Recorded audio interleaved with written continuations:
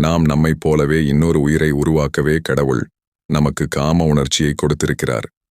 அதன் மீது அளவற்ற ஆர்வம் வரும் விதமாக நமது மனதை வடிவமைத்திருக்கிறார். காம ஆசைகளை முழுமையாக அனுபவிக்காமல் ஒருபோதும் ஆன்மீக வாழ்க்கையில் நுழைய முடியாது. ஆனால் ஆன்மீக வாழ்க்கையில் முன்னேறியது போல நடிக்கலாம், நடித்து பிறரை ஏமாற்றலாம். எப்போது நம் ஒவ்வொருவருக்கும் காம ஆசை அற்றுப்போகிறதோ அப்போதே நாம் ஆன்மீக மலர்ச்சியை நமது மனத்தால் அடைவோம் என்பது அனுபவ உண்மை. இதில் தெய்வீக மற்றும் உடலியல் ரகசியம் புதைந்திருக்கிறது.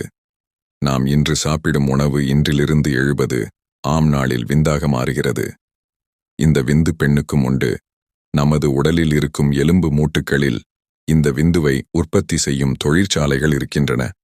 இந்த விந்துவை வைத்து நீங்கள் உங்கள் எச்சையை தீர்த்துக் கொள்ளலாம், சுகத்தை அடையலாம். இந்த விந்து உங்களை மாதிரி இன்னொரு உயிர் வருவதற்கு உதவுகிறது. நமது உடலுக்கு எடையை தருவது இந்த வெள்ளை அணுக்கள்தான்.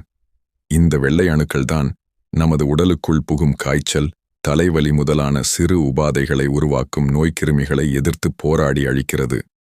அழித்து நமது உடலிலிருந்து கழிவுகள் மூலமாக வெளியேற்றுகிறது.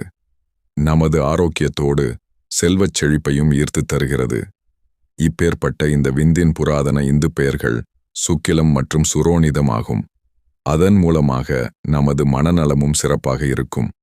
மனநலம் சிறப்பாக இருப்பின் நமது குடும்ப நலமும் வலிமையாக இருக்கும். குடும்ப நலம் சிறப்பாக இருந்தால் நமது வெளித்தொடர்புகளான பிற குடும்பங்களுடனான உறவுகள் சிறப்பாக மிளிரும். இப்படியே சங்கிலித் தொடராக வளர்ந்து நமது நாட்டின் நலனும் உயரும்.